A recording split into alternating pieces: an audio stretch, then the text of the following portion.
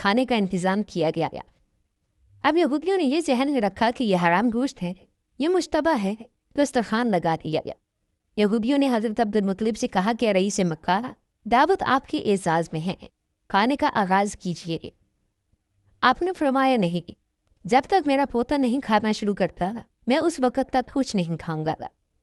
اب یہودیوں کو تو چاہیے ہی یہی تھا۔ ساری توجہ رسول اللہ صلی اللہ علیہ وآلہ وسلم کی طرف ہو گئی۔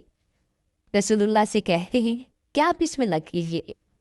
آپ صلی اللہ علیہ وآلہ وسلم جواب دیتے ہیں کہ نہیں، یہ رزق ہمارے لیے نہیں، کھانا تو دور کی بات ہماری ہونٹوں تک بھی نہیں پہنچ سکتا۔ حیران ہو کر کہا کہ یہ کیسے ممکن ہے؟ آپ نے فرمایا کہ ہاں، یہ کھانا ہمارے لیے نہیں ہے۔ زبردستی جب انہوں نے نوالہ بنا کر پیغمبر اسلام صلی اللہ علیہ وآلہ وسلم کی جانب بڑھایا تو عجیب بات یہ ہے کہ جیسے ہی وہ نوالہ حضور صلی اللہ علیہ وآلہ وسلم کے ہونٹوں کے قریب پہنچا تو ایسا لگا کہ کسی نے زبردستی ہاتھ پکڑ کر کھول دیا ہو، اور نوالہ دسترخوان پر گر پڑا۔ 1 مرتبہ، 2 مرتبہ، حتیٰ کہ 10 مرتبہ کوشش کی گئی، مگر یہ نوالہ رسول اللہ کے ہونٹوں سے مس نہ ہو سکا، قریب تک نہ پہنچ سکا۔ یہودی بظاہر تو پریشان تھے، لیکن دل میں یہ خوش بھی تھے کہ آدھی علامات تو پوری ہو چکی ہیں۔ یہ حرام والا کھانا تھا، مشتبہ کھانا تھا، لیکن اس کو پیغمبر اسلام صلی اللہ علیہ وآلہ وسلم نے نہیں کھایا۔ یہودی حضرت عبدالمطلب سے کہنے لگے کہ ہم نے تو خلوص سے دعوت کی تھی، لیکن پتہ نہیں کیا ہو رہا ہے، کیا خدائی راز ہے اس میں؟ جناب حضرت عبدالمطلب اور رسول اللہ صلی اللہ علیہ وآلہ وسلم سمجھ گئے کہ اصل بات کیا ہے، لیکن کہنے کا موقع نہ ملی۔ خاندان بنو ہاشم اپنے گھر واپس چلے گئے، اور یہودیوں کو یقین کامل ہو گیا کہ یہ رسول برحق ہے۔ چنانچہ اس کے بعد پھر سازشوں کا ایک سلسلہ شروع ہو گیا۔ یہی وجہ ہے کہ اس واقعے کے بعد جناب حضرت عبدالمطلب رسول اللہ کی اور زیادہ حفاظت کرنے لگے اور اپنے صاحب بیٹوں سے کہہ دیا کہ اب یہودیوں کی ساری دشمنی کا نشانہ میرا پوتا ہوگا، تم لوگ گھر کے کسی کام میں اس کو باہر نہ بھیج جانا۔ اس سے پہلے جناب حضرت عبدالمطلب بھیڑ بکریاں اور اونٹ چرانے کے لیے رسول اللہ کو مکہ سے باہر بھیج دیتے تھے، لیکن آج یہ حکم جاری ہو گیا کہ خبردار، آج کے بعد کوئی میرے پوتے کو گھر سے باہر نہ بھیجے۔ یہی وجہ ہے کہ واقعے کے 1 سال بعد جناب حضرت عبدالمطلب کا آخری وقت قریب آیا تو اپنے سارے بیٹوں کو بلایا اور نصیحت کی کہ میں اس دنیا سے جا رہا ہوں، اپنے بارے میں مجھے کچھ نہیں کہنا، میری ساری نصیحت میرے پوتے کے بارے میں ہے، اپنی جان دے کر بھی اس کی حفاظت کرنا۔ بہرحال یہودیوں کی تمام سازشی کے باوجود اللہ رب العزت نے رسول اللہ صلی اللہ علیہ وآلہ وسلم کو ان سے محفوظ رکھا۔ ناظرین، چونکہ بات ہو رہی ہے رسول اللہ صلی اللہ علیہ وآلہ وسلم کے بچپن کی، تو اب آپ کو بتاتے ہیں کہ بچپن میں رسول اللہ صلی اللہ علیہ وآلہ وسلم کو دودھ کس نے پلایا ہے۔ ایک روایت یہ ہے کہ ولادت کے فوراً بعد پہلے 8 دن تک حضرت صوفیہ نے رسول اللہ کو دودھ پلایا۔ یہ صوفیہ رسول اللہ کے ایک چچا ابو لہب کی کنیز تھی۔ روایات میں آتا ہے کہ ابو لہب نے فقط اس خوشی میں کہ اس کنیز نے اس کے بھتیجے کو دودھ پلایا تھا آزاد کر دیا۔ اس وقت رسول اللہ صلی اللہ علیہ وآلہ وسلم کی ولادت ہوئی، اس وقت ابو لہب آپ کی مخالفت میں نہیں تھا، کیونکہ اس وقت اس کی شادی نہیں ہوئی تھی۔ بعد میں رسول اللہ صلی اللہ علیہ وآلہ وسلم کی مخالفت کرنے کا ایک سبب اس کی بیوی بھی تھی۔ خاندان بنو امیہ میں شادی کرنے کے بعد ابو لہب اپنے خاندان کو چھوڑ کر اپنے سسرال کے ساتھ رہ گیا تھا۔ دوسری روایت کے مطابق پیغمبر اسلام صلی اللہ علیہ وآلہ وسلم کو حضرت حلیمہ سعدیہ کے سپرد کرنے سے پہلے چند دن دودھ جناب آمنہ نے ہی پلایا تھا۔ اس کے بعد رسول اللہ کو بی بی حلیمہ سعدیہ کے سپرد کر دیا گیا، جنہوں نے شرعی حکم کے مطابق 2 سال تک رسول اللہ صلی اللہ علیہ وآلہ وسلم کو دودھ پلایا ہے۔ روایات میں آتا ہے کہ جس وقت حلیمہ سعدیہ نے آپ کو دودھ پلایا اس وقت وہ دینی ابراہیمی پر تھیں، اور اس وقت دینی ابراہیمی ہی پر حق دینی تھا، چنانچہ اس پر ایمان رکھنے والا، اللہ کے دین پر عمل کرنے والا مانا جاتا تھا۔ یعنی کہ کوئی یہ اعتراض نہیں کر سکتا کہ کسی مشرک یا کافر نے رسول اللہ کو دودھ پلایا۔ رسول اللہ صلی اللہ علیہ وآلہ وسلم کی ولادت سے پہلے کا 1 سال پورے عرب اور مکہ والوں کے لیے بڑی پریشانی کا سال تھا۔ بارشیں کم ہوئی تھیں، جس کی وجہ سے غلہ کم پیدا ہوا تھا۔ مکہ والے بھی پریشان تھے اور مکہ سے باہر والے بھی پریشان تھے، مگر جس سال آپ کی ولادت ہوئی مکہ انتہائی خوشحال ہو گیا، لیکن مکہ کے باہر ابھی تک قحط پڑا ہوا تھا، جس کی وجہ سے آس پاس کے جو قبیلے تھے وہاں سے لوگ روزگار کے لیے مکہ آ رہے تھے۔ جہاں ایک طرف مکہ میں کات نہیں تھا اور غلہ کی کثرت تھی، مگر دوسری طرف ایک پریشانی کھڑی ہوگی کہ اس زمانے میں مکہ میں ایک وبائی بیماری پھیلی ہوئی تھی۔ خاص طور پر بچے اس کی لپیٹ میں بہت جلدی آ رہے تھے۔ ایک سے دوسرے اور دوسرے سے تیسرے گھر میں یہ بیماری پھیلتی چلی جا رہی تھی۔ تو یہ دو سبب رسول اللہ صلی اللہ علیہ وآلہ وسلم کی ولادت کے فوراً بعد پہلے ہفتے میں پیش آیا۔ رسول اللہ کو پروردگار عالم نے ہر مصیبت و پریشانی سے دور کر رکھا تھا، مگر والدین تو پریشان تھے، اور دوسری بات یہ کہ مکہ کے باہر سے جو لوگ روزگار کی تلاش میں آ رہے تھے ان کی مدد کرنا بھی ضروری تھا، اور تیسری بات جیسا کہ پہلے ذکر ہوا ہے کہ یہودی جاسوس یہ دیکھنے کے لیے کہ آخری رسول پیدا ہوئے ہیں کہ نہیں مسلسل مکہ کے چکر لگا رہے تھے۔ ان حالات میں اب جتنا جلد رسول اللہ کو مکہ سے منتقل کیا جائے گا اتنا ہی ظاہری اعتبار سے رسول اللہ کی حفاظت کے لیے بہتر تھا، اگرچہ اللہ تعالیٰ ظاہر رکھ کر بھی رسول اللہ صلی اللہ علیہ وآلہ وسلم کی حفاظت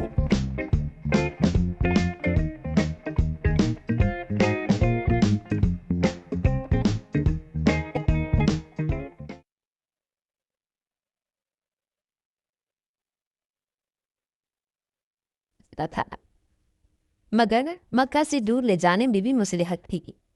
ساتویں دن رسول اللہ صلی اللہ علیہ وآلہ وسلم کا عقیقہ ہوتا ہے۔ عقیقے والے دن صبح کے وقت جناب آمنہ اپنے بستر پر لیٹی ہوئی ہیں کہ یکا یک ایک بشارت ہوتی ہے۔ جناب آمنہ جو پیغمبر اسلام صلی اللہ علیہ وآلہ وسلم کی والدہ ہیں اور دین ابراہیمی پر ہیں، اتنا تو سمجھ سکتی ہیں کہ بشارت کیا ہے، یہ جو آواز آ رہی ہے یہ کہاں سے آ رہی ہے۔ بہرحال انہیں یہ بشارت ہوتی ہے کہ اپنے بچے کو سورت کے حوالے کرنا جس کا نام حلیمہ سعدیہ ہے۔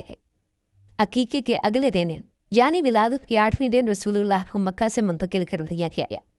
جیسا کہ پہلا ذکر ہوا ہے کہ مکے سے باہر کات پڑا ہوا تھا، لیکن کات نہ بھی پڑتا تھا بھی عربوں کا یہ روایت تھا کہ سال میں 2 دفعہ جب سردی ختم ہوتی تھی اور جب گرمی ختم ہوتی تھی تو جو آس پاس کے دیہات تھے وہاں کی عورتیں مکہ میں آ جاتی تھیں اور ایک شخص کے دروازے پر جاتی تھی کہ اگر آپ کا کوئی بچہ ہے تو ہمیں دے دیجیے، ہم اس کی پرورش کریں گے، اسے دودھ پلائیں گے اور جو اجرت طے پائے گی اس پر بچہ ان کے حوالے کر دیا جائے گا۔ مسلسل قحط کے زمانے میں تو اور زیادہ عورتیں آ رہی تھیں۔ 8ویں دن جناب حضرت عبد المطلب اپنے غلام کو بلا کر کہتے ہیں کہ جا کر مکہ کے بازاروں میں گلیوں میں اور جہاں یہ عورتیں جمع ہوتی ہیں وہاں جا کر معلوم کرو کہ کیا کوئی ایسی عورت ہے جو میرے اس بچے کو لے جانے کے لیے تیار ہو۔ ناظرین، مکہ سے کچھ فاصلے پر قبیلہ بنو سعد عرب کا ایک بہت بڑا قبیلہ تھا۔ بی بی حلیمہ سعدیہ کا تعلق اسی قبیلے سے تھا، اسی نسبت سے ان کا نام حضرت حلیمہ سعدیہ ہو گیا۔ حضرت حلیمہ سعدیہ کہتی ہیں کہ ہم اپنے دستور کے مطابق سال میں 2 دفعہ مکہ جاتے تھے۔ وہاں جانے کے بعد وہاں کے صاحبان دولت اور جو سردار ہیں ان کے بچوں کو لے کر آتے تھے۔ اس سال ہمیں جانے کی جلدی تھی کیونکہ ہمارے علاقے میں قحط شدید سے شدید ہوتا جا رہا تھا۔ جائیں گے تو کسی صاحب دولت کا کسی سردار کا بیٹا ملے گا تو ہماری پریشانی دور ہو جائے گی۔ چنانچہ ہمارا قافلہ نکلا، سارا قبیلہ ایک ساتھ چل رہا تھا۔ پورے قبیلے کا ایک ہی پیشہ تھا، مرد اور عورتیں ساتھ ساتھ جا رہی تھیں۔ جناب حلیمہ سعدیہ کہتی ہیں کہ میں اس پورے سفر میں بے حد پریشان رہی، اس لیے کہ میں جس سواری پر سوار تھی وہ ایک گدھی تھی اور بیمار تھی، اس سے چلا تک نہیں جا رہا تھا، بڑی سست رفتاری سے چل رہی تھی۔ میں شرمندہ تھی کیونکہ میری وجہ سے سارے قبیلے کو آہستہ آہستہ چلنا پڑ رہا تھا۔ اب اگرچہ کوئی زبان سے نہیں کہہ رہا تھا، لیکن مجھے معلوم ہے کہ ان سب کو جلدی ہے کہ مکہ جائیں اور پیسے لے کر آئیں تاکہ ان کی زندگی اچھی گزرے۔ دوسرا مسئلہ یہ تھا کہ قحط کی وجہ سے میرے پاس کھانے کے لیے تو کچھ نہیں تھا، اپنی غذا کے لیے فقط ایک اونٹ میں تھی، اس کا دودھ نکال کر ہم لوگ پیا کرتے تھے، مگر آج کے دن اونٹنی بھی بیمار تھی اور اس کے پاس دودھ بھی زیادہ نہیں تھا، بہت تھوڑا سا دودھ ہوتا تھا جو ہم نکال کر تمام لوگ پی لیا کرتے تھے۔ حالات ایسے تھے کہ کوئی کسی سے کچھ نہیں مانگ سکتا تھا، اور تیسری پریشانی میرے ساتھ یہ ہوئی کہ خود میری گود میں جو بچہ تھا اس کو پلانے کے لیے بھی میرے پاس دودھ میں نہیں تھا، اس لیے کہ میرے دائیں سینے سے دودھ بالکل خشک ہو چکا تھا، بائیں سینے میں دودھ تھا مگر اتنا کم کہ میرا اپنا بچہ بھوکا رہ جاتا تھا، غذا بھی کم مل رہی تھی۔ ویسے بھی جناب حلیمہ اس وقت بیمار تھیں، इन सारी परेशानियों के साथ हम मक्का में दाखिल हो गए। मक्का में दाखिल होने के बाद मुझे तो अपनी सवारी के जानवर और अपनी ऊँटनी की भी फिक्र है, और मुझे खुद अपनी भी फिक्र है कि अगर मैंने किसी बच्चे को गोद भी ले लिया तो लाजमी तौर पर देने वाला पहले यही तहकीक करेगा कि इस बच्चे को पेट की ग़िज़ा के लिए क्या मिलेगा। और मेरी हालत ऐसी है कि मैं अपनी औलाद को भी दूध नहीं पिला पा रही हूँ। मैं इंतहाई परेशान थी, जिसकी वजह से मैं दूसरी औरतों के साथ न जा सकी। पूरा कबीला मक्का में था और मुझे इत्तला मिली कि मक्का के अंदर जितने भी मालदार आदमी हैं, जितने भी साहिब हैसियत थे, उन सब के बच्चे तो दूसरी औरतों ने ले लिए हैं और मुझे कहीं से कोई बच्चा नहीं मिला। अब मैं इंतहाई परेशान थी कि क्या किया जाए। क्या देखती हूँ कि यकायक मेरे कान में कुछ गुलामों की आवाज़ आई जो ये कहते हुए मक्का की गलियों और बाजारों में जा रहे थे कि अगर कोई औरत पाक की बच्ची हो तो वो हज़रत अब्दुल मुत्तलिब के पास आए और उनके यतीम पोते को अपने निगरानी में ले ले। जनाब हलीमा सादिया कहती हैं कि अब्दुल मुत्तलिब का नाम बड़ा नाम था। वो मक्का के सरदार थे, सारा अरब उनको जानता था। हैरान है फिर भी ऐसी क्या वजह है कि उस बच्चे को कोई गोद में लेने वाला नहीं। वो गुलाम को आवाज़ लगाना पड़ रही है, फिर भी कोई तैयार नहीं हो रहा। हलीमा सादिया कहती हैं कि मैंने सोचा कि खाली हाथ वापस जाने से बेहतर है कि मैं ही उस यतीम बच्चे को ले लूँ। आप जनाब हज़रत अब्दुल मुत्तलिब के घर गई और एक कनीज़ के साथ जनाब आमिना के पास तशरीफ़ फेंकेंगे। उनके कमरे में जाते ही हैरान हो गई। जिस वक्त आप कमरे में दाखिल हुई तो दोपहर का वक्त था और अरब का सूरज जहाँ पे बादल का नाम और निशान नहीं होता था, हर वक्त रोशनी ही रोशनी। लेकिन कमरे में दाखिल हुई तो देखा कि सूरज की रोशनी से हटकर किसी और रोशनी से कमरा मुनव्वर हो रहा है। हैरान होकर सवाल किया कि आप अपने कमरे में दिन के वक्त भी चिराग रोशन करके रखती हैं कि नहीं? ये चिराग की रोशनी नहीं, ये मेरे बेटे की चेहरे की रोशनी है। ये जिस वक्त से इस कमरे में आया है हर वक्त ये कमरा रोशन रहता है। जनाब हलीमा सादिया कहती हैं कि आई तो मैं थी बड़े बुझे दिल के साथ, कोई नहीं मिल रहा था, इसलिए इसको लेने आ रही थी। मगर ये जुमला सुना तो आगे बढ़कर बच्चे पर निगाह पड़ी तो खुद बखुद एक मोहब्बत दिल में पैदा हो गई। जनाब आमिना ने उनसे उनका नाम पूछा तो उन्होंने बताया कि हलीमा सादिया। जनाब आमिना ने कहा कि बेशक मुझे इसी की तलाश थी। अब ये बच्चा तुम्हारे सुपुर्द है, इसकी हिफाजत करना। जनाब हलीमा सादिया रसूलुल्लाह को गोद में लेकर बाहर आई, फिर उनके दादा हज़रत अब्दुल मुत्तलिब के पास गई। रसूलुल्लाह सल्लल्लाहु अलैहि वसल्लम के दादा ने कहा कि ए हलीमा, इसे ले के तू जा रही है, मगर एक चीज़ हम तुम्हें बता दें कि इस बच्चे के दुश्मन बहुत ज़्यादा हैं। अगर तुम इस बच्चे के किसी अजीब व गरीब वाक़े को देखो, कोई नीक चीज़ तुम्हें नज़र आए तो हैरत ज़दा न होना और ना ही किसी को बताना ना कि तुमने क्या देखा है, वरना दुश्मन मुसलसल पीछे लगे रहेंगे। अब यहाँ से तो हिफाजत से पैगम्बर इस्लाम सल्लल्लाहु अलैहि वसल्लम चले जाएंगे, मगर तुम्हारे कबीले में जाने के बाद अगर ये खबरें फैलने लगीं कि इस बच्चे की क्या बरकतें हैं तो यहूदियों के कान खड़े हो जाएंगे। तमाम मामला तय करने के बाद हज़रत हलीमा सादिया रसूलुल्लाह सल्लल्लाहु अलैहि वसल्लम को लेकर काफिले तक पहुँच गई। वापसी पर तमाम लोग ये देख कर हैरान थे कि आते वक्त जो सवारी चल भी नहीं पा रही थी, जाते वक्त वो इतनी तेज़ रफ्तारी के साथ कैसे जा रही है। जनाब हलीमा सादिया खुद भी ये देखकर हैरान और परेशान थी कि ये थोड़ी सी देर में क्या मुआवजा पेश आ गया है। और फिर जब दोपहर के वक्त खाने का वक्त आया तो ये देखकर हैरान होंगी कि मेरी ऊँटनी, जिसके थनों में इतना दूध नहीं था कि एक आदमी पेट भर के उसे पी सके, उसमें इतना ज़्यादा दूध है कि सारे कबीले में पेश किया जा रहा है, मगर ख़त्म होने का नाम नहीं ले रहा। ये क्या अजीब व गरीब वाक़यात पेश आ रहे हैं।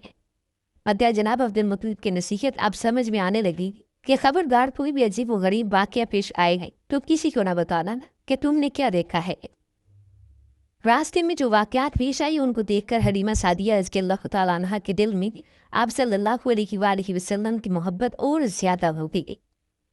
फिर जो वाक़या पेश आया उसकी वजह से जनाब हलीमा सादिया उस बच्चे से और ज़्यादा प्यार करने लगी। माँ होने के नाते जनाब हलीमा सादिया के लिए एक मुश्किल मरहला था, मगर उस मरहले से बहरहाल गुजरना तो था। ये जनाब हलीमा सादिया का एक सीना बिल्कुल सूखा हुआ था और दूसरे में इतना कम दूध कि अपना बच्चा पेट भरकर नहीं पी सकता था। अब ये बच्चा तो उजरत पर लेकर आई है, अपने बच्चे को भूखा रख के या जानवरों का दूध पिलाकर गुजारा करना था, मगर इस लाई जाने वाले बच्चे को अपना दूध पिलाना था। ये परेशानी तो माँ के जहन में किसी न किसी तरीके से आ रही थी। जब दूध पिलाने का वक़्त आया तो हलीमा सादिया ने चाहा कि अपने बाएं सीने से दूध पिलाया, मगर बच्चे ने मुंह फेर लिया। आप सल्लल्लाहु अलैहि वसल्लम ने दाएं सीने की जानिब रुख किया। कई मरतबा कोशिश की। जब ये देखा कि बच्चा नहीं मान रहा तो एक मरतबा बच्चे को मुखातिब किया, जिस तरह नसमझ बच्चे से आदमी गुफ्तगू करता है। कहा कि ठीक है, तुम अपनी जिद पूरी कर लो, लेकिन तुम्हें यहाँ से पेट भरने के लिए कोई चीज़ नहीं मिलेगी। अलबत्ता ये देखकर हैरान होंगी कि जैसे ही उस बच्चे ने सीधे सीने को मुंह में लिया तो उससे दूध जारी हो गया और इतनी कसरत से दूध जारी हुआ कि दूसरे सीने में भी हलीमा सादिया का जो अपना बच्चा आज तक भूखा चला रहा था, उसका भी पेट भर गया। नाज़रीन, जब रसूलुल्लाह सल्लल्लाहु अलैहि वसल्लम हज़रत हलीमा सादिया के घर में आए तो उस वक़्त पूरे कबीले में कहा था, जानवर तो तुम, इंसानों की अपनी खुराक भी मुश्किल से पूरी हो रही थी। जानवर चरने के लिए जाते तो भूखे वापस आते। अगर किसी को कुछ मिलता भी तो फ़कत इतना कि वो जिंदा रह सके। हज़रत हलीमा सादिया कहती हैं कि मेरे जानवर भी बाकी तमाम जानवरों के साथ चरने के लिए जाते थे, लेकिन जब वो वापस आते तो पेट भरे हुए आते। उनका जिस्म कमज़ोर से तंदुरुस्त तवाना होता जा रहा था। सारा कबीला हैरान था कि सारे जानवर एक साथ एक जगह पर जाते हैं। सारे कबीले के जानवर कमज़ोर हुए जा रहे हैं, मगर हलीमा सादिया के जानवर दिन ब दिन तगड़े होते जा रहे हैं। नाज़रीन, रसूलुल्लाह सल्लल्लाहु अलैहि वसल्लम की वजह से हज़रत हलीमा सादिया को तो बरकत मिली ही थी, मगर सारा कबीला रसूलुल्लाह पर जान छिड़कता था, पैगम्बर इस्लाम से मोहब्बत करता था। और सबब ये कि जनाब हलीमा कहती हैं कि पहले दिन उस बच्चे को लेकर अपने कबीले के उस दरख्त के पास गई जो सूखा हुआ था। मैं उस बच्चे को लेकर उस दरख्त के नीचे बैठी। हमने देखा कि खुद बखुद उस दरख्त पर पत्ते आ गए, सरसब्ज़ शादाब हो गया और फल लग गए। और फ़कत दरख्त का मसला नहीं, जिसके घर में उस बच्चे को लेकर जाऊं वो घर खुशहाल हो जाता। जो उस बच्चे के करीब आ जाता था उसकी किस्मत बदल जाती। पूरा कबीला किसी न किसी तरह रसूलुल्लाह सल्लल्लाहु अलैहि वसल्लम से इस्तिफादा कर रहा था और सारे कबीले की बरकतें बढ़ती जा रही थीं और सारा कबीला रसूलुल्लाह सल्लल्लाहु अलैहि वसल्लम से मोहब्बत करता चला जा रहा था। उस दौर में जानवरों को अरब में सोने चांदी से ज़्यादा कीमती समझा जाता था, मगर जहाँ जानवरों की तादाद ज़्यादा हो रही थी वहाँ पर उनके दुश्मन भी ज़्यादा होते जा रहे थे और हर कबीले का ये मसला होता था कि अपने जानवरों को भेड़िए से कैसे बचाया जाए। रसूलुल्लाह सल्लल्लाहु अलैहि वसल्लम के आने से इंसानों की तो बरकतें मिली, वहीं तमाम जानवर भी नुकसान से महफूज रहे। इब्तिदा में उस कबीले के बाद जानवरों को कोई दूसरे जानवर उठा कर ले गए, मगर बाद में जब रसूलुल्लाह सल्लल्लाहु अलैहि वसल्लम ने दुआ की तो उन जानवरों को खुद बखुद वो बकरियाँ लाकर वापस करना पड़ती थी। चुनांचे उस कबीले के लिए सबसे इत्मीनान बख्श बात यही थी कि पैगम्बर इस्लाम के वजूद की वजह से हमारे जानवर भी महफूज हो गए हैं। ये तमाम मनाजिर देखकर सारा कबीला रसूलुल्लाह सल्लल्लाहु अलैहि वसल्लम से मोहब्बत कर रहा था और पैगम्बर इस्लाम तो गोया अब उस कबीले के सरदार बन गए। नाज़रीन, आज के लिए इतना ही।